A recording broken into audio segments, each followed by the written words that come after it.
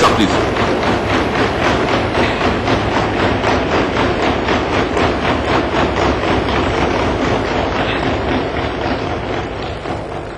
Mr. Speaker, I would like to begin by thanking the Chairman of Pakistan People's Party, Bilawal Bhutto Zardari, for showing solidarity with the people of Pakistan. I would like to thank Leader of the Opposition, Mr. Shahbaz Sharif, in this state of alertness for showing solidarity with the people of Pakistan and the state of Pakistan. Mr. Speaker, Mr. Bilawal Bhutto Zardari has offered that in these testing times, he is willing to have a bipartisan approach on foreign policy. I take this offer, and I invite Mr. Bilawal Bhutto Zardari and Mr. Shahbaz Sharif, both leaders, and the leader of the MMA to the Foreign Office, and we are willing to seek their input on foreign policy. Because this is the time where the nation stands together.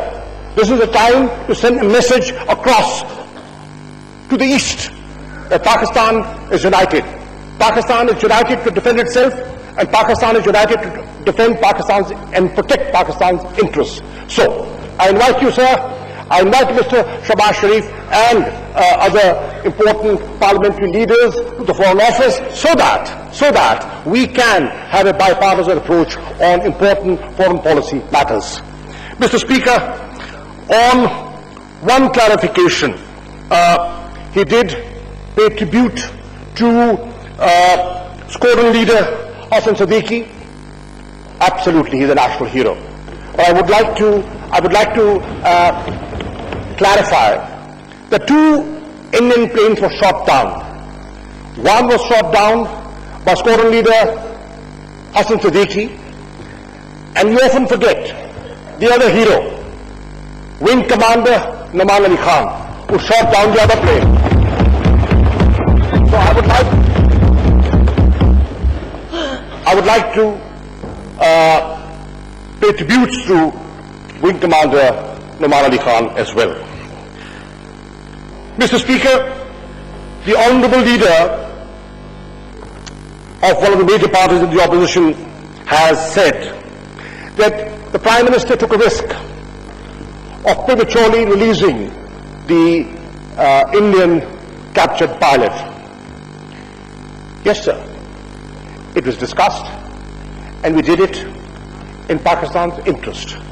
We thought by doing that, we will be signaling a message of de-escalation, and that message went loud and clear. It went loud and clear, and it was appreciated. It was appreciated all over the world. Everybody acknowledged that Pakistan acted responsibly, and Pakistan responded immediately, and it has been recorded and appreciated. Mr. Speaker, the Honourable Member of Parliament has raised the issue of Pakistan should not have boycotted the Foreign Ministers' meeting in Abu Dhabi, or the OIC Foreign Ministers' meeting. Once again, I would like to put it on record, this was an important issue, and we debated. We saw the advantages, we saw the disadvantages, we weighed the pros and the cons of doing or not doing so. Now, there were views, and the House, there was a divided opinion. Many experts had two views. Some thought by going and engaging, as Mr. Zardari very aptly put when he spoke, when he stood on the floor of the House, that Pakistan should remain engaged. And there is the other view. The other view. And the other view was also from a major party of the opposition. And Khwaja Asif Sahab very articulately projected that point of view, that Pakistan should oppose, protest and boycott the session. And former Foreign Minister Dastagir Khan Sahab, who was negotiating on behalf of his party when we were drafting the resolution, wanted a word included And that was not just boycotting the inaugural session. In protest, he said, the view of the opposition, and I'm here to reflect the view of the opposition, and that is that we should completely, am I right, sir? Completely boycott in protest. And sir, Mr. Speaker, a resolution was signed and passed unanimously by this House. We have often said we believe in the supremacy of Parliament. We have often said parliamentary sovereignty is very important. Then, Mr. Speaker, you tell me, when the joint session of Parliament has spoken and has commanded the Foreign Minister of Pakistan jointly to boycott the Foreign Minister's session, what am I supposed to do? I succumbed. जैसे जावेद जरदारी साहब ने कहा, sir हम तस्लीम, मैंने sir हम तस्लीम parliament को किया और आपकी इस राय को मुकद्दम समझा. But Pakistan's interests were still protected. And I said on the floor of the House that there will be officers from the Foreign Office who will represent Pakistan there. And they very ably represented Pakistan. Alhamdulillah. Pakistan's interests were protected. I was in contact with the Foreign Minister of UAE, and we collectively devised a strategy. And you must have seen that there was no mention of Pakistan when Sushma ji spoke. There was no Pakistan bashing allowed, and that was an arrangement that was worked out.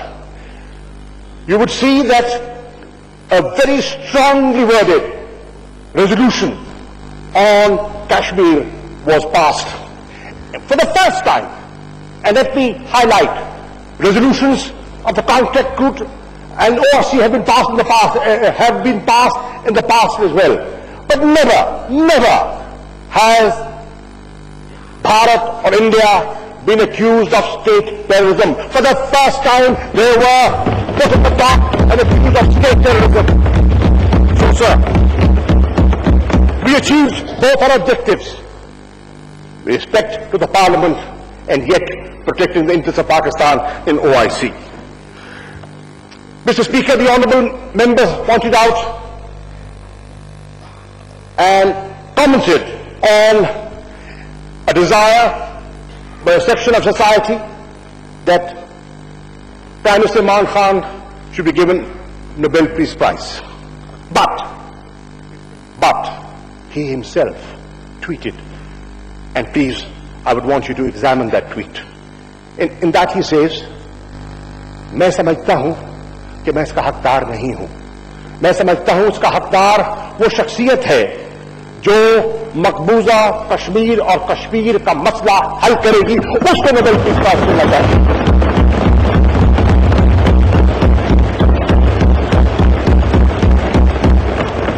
जज्बात में एक फितरी सी अमल है.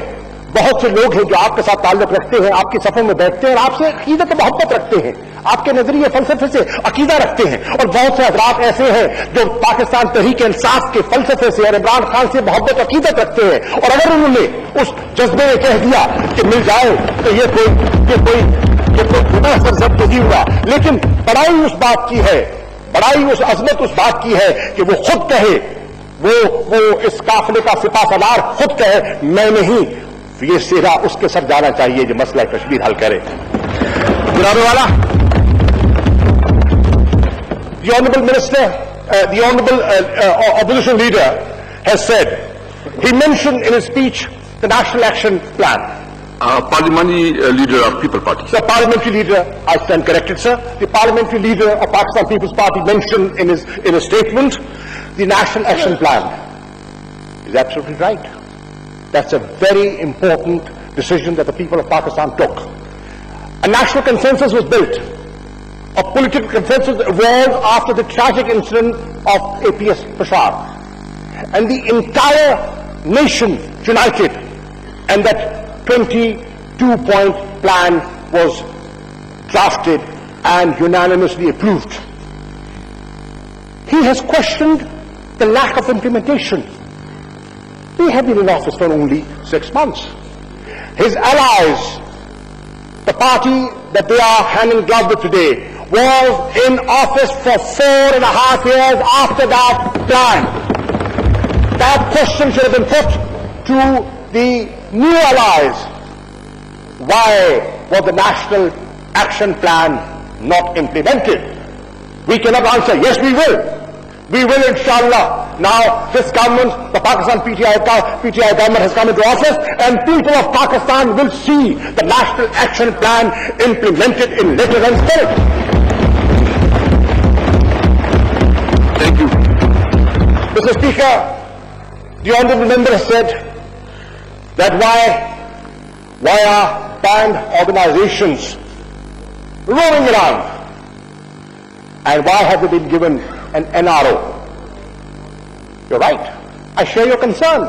It's an important point that you've raised. The question is, when were these organizations? Have they come about in the last 6 months? Or have they been there for years? For years. This government has been in office for the first time. Who was governing Pakistan for the last 40 years? The people of Pakistan have to ascertain that. Who was governing Pakistan? What was Pakistan People's Party doing? What was Pakistan PMLN doing when these organizations were hovering around and roaming around Pakistan? I'll finish, sir. I'll take just a minute. Last point. The honourable member has said, the leader of the parliamentary party has said that FATF, and he has mentioned FATF and the steps that are required to deal with money laundering and terror financing, is absolutely right. He is absolutely right. This is a very important concern that needs to be addressed. But the question is, when was Pakistan put on the grey list? Was it PTI's government? No, sir. Pakistan went back onto the grey list when one of your close allies was in office, which is the last PMLN government.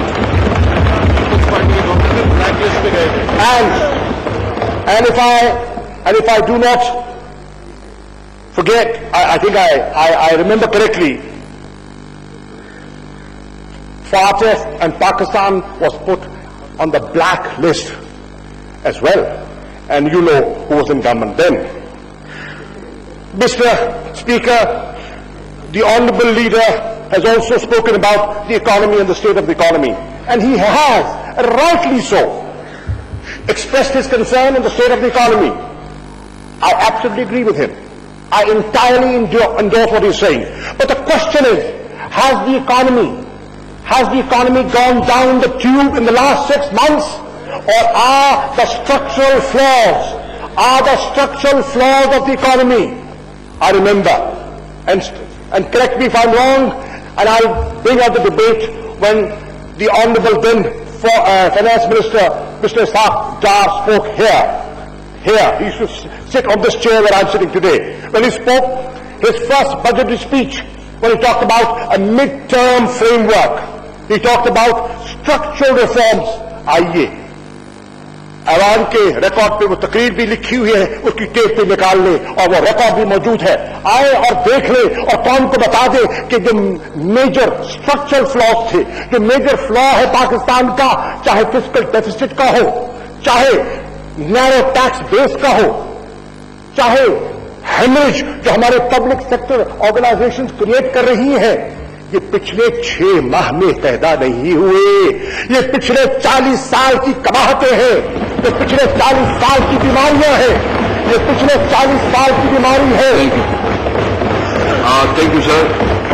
ये पिछले 40 साल की बीमारी है जनाबे वाला, जिसका हम मुकाबला कर रहे हैं। लेकिन उसके बावजूद मैं समझता हूं, चाहे मईशत का मसला है, इदारों की इस्लाह है, आइए मिलकर सर जोड़ते हैं, आइए मिलकर हाथ जोड़ते हैं और मिलकर इस्लाह करते हैं और मिलकर बनाते हैं नया पाकिस्तान।